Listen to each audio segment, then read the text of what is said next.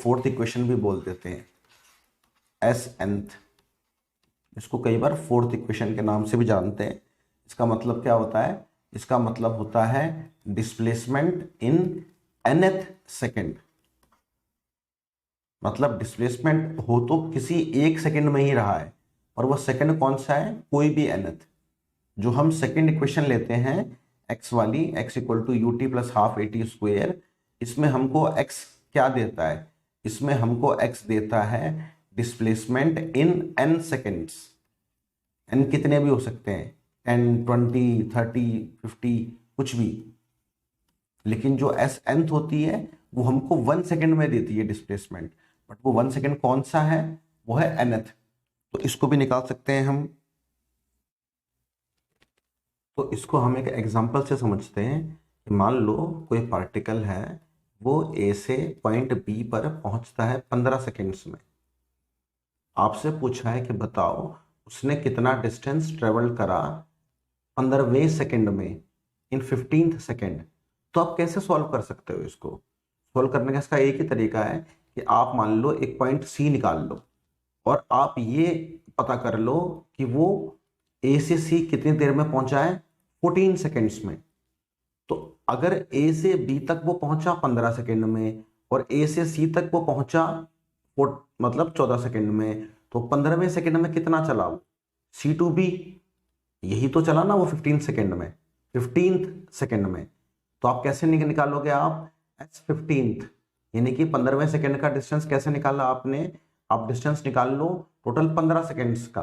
Total 15 seconds में कितना चला वो, और उसमें से माइनस कर दो कि वो 14 सेकेंड्स में कितना चला होगा। तो इसी तरीके से अगर मुझे किसी भी nth सेकेंड में निकालना हो कि पार्टिकल कितना चला होगा, तो कैसे निकालूंगा?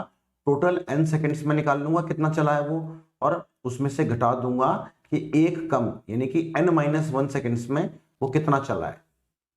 तो अगर आपको ये चीज लिखनी आ गई कि एस nth को कैसे लिखा जाता है, s n minus s n minus one, ये एस एन, यहाँ पे एस एन से हमारा मतलब क्या है कि n सेकेंड्स में वो कितना चला।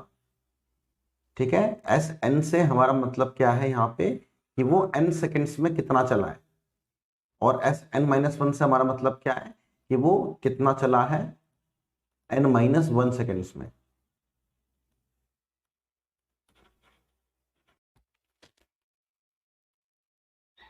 कि आपने एस nth को आप यहाँ पहुँच गए थे un plus a n square by 2 minus यहाँ पे हो गया था un minus u plus a by 2 n-1 का स्क्वेयर।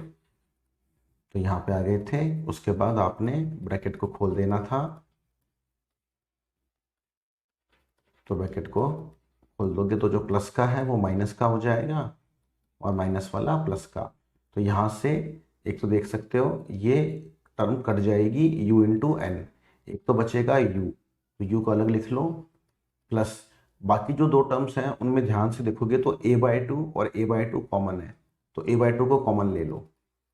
a/2 को कॉमन ले लिया तो यहाँ बचेगा n स्क्वेयर माइनस का, और यहाँ बचेगा माइनस n-1 का होल स्क्वेयर।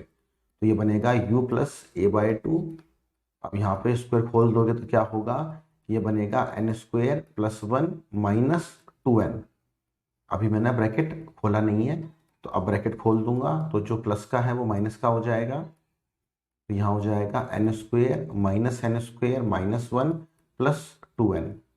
तो ये n स्क्वेयर से n स्क्वेयर कट जाएगा, और हमारा जो फाइनल फॉर्मूला आएगा एस nth का, वो आएगा u प्लस a/2 इंटू में 2n-1।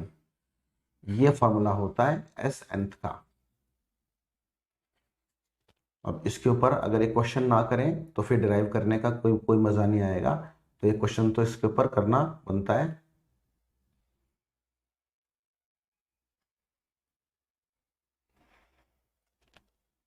तो जैसे हम एक केस ले लेते हैं कि कोई बॉल है, आपने उसको नीचे की तरफ ड्रॉप कर दिया 10 मीटर पर सेकंड से। आपसे पूछा है बताओ वो कितना डिस्प्लेसमेंट ट्रेवल करेगी 8th सेकंड में।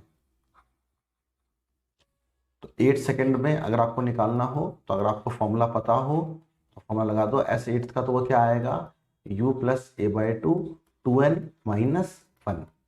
तो आपको u पता है, माइनस का 10 आएगा क्योंकि डाउनवर्ड डायरेक्शन में है वो। और फिर एक्सेलरेशन ड्यू टू ग्रेविटी, वो भी माइनस साइन की आएगी क्योंकि नीचे की तरफ है।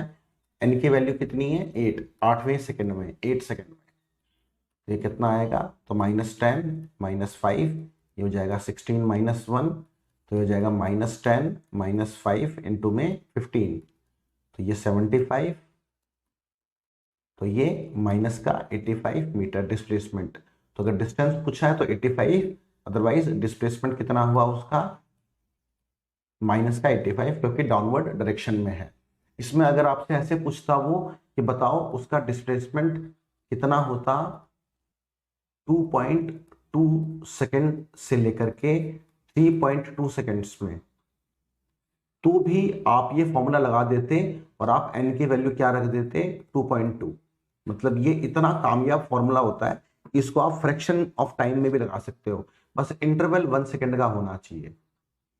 तो ये क्वेश्चन आईआईटी में आया हुआ क्वेश्चन है, तो वहां पे n को 2.2, तो नॉर्मली हम सोचते हैं कि नहीं, n को तो हम ऐसे एक नेचुरल नंबर रख सकते हैं, तो जरूरी नहीं है n को नेचुरल, आप उसको ऐसे इंटीजर वगैरह या रैशनल नंबर भी रख सकते हो n को। ये तो था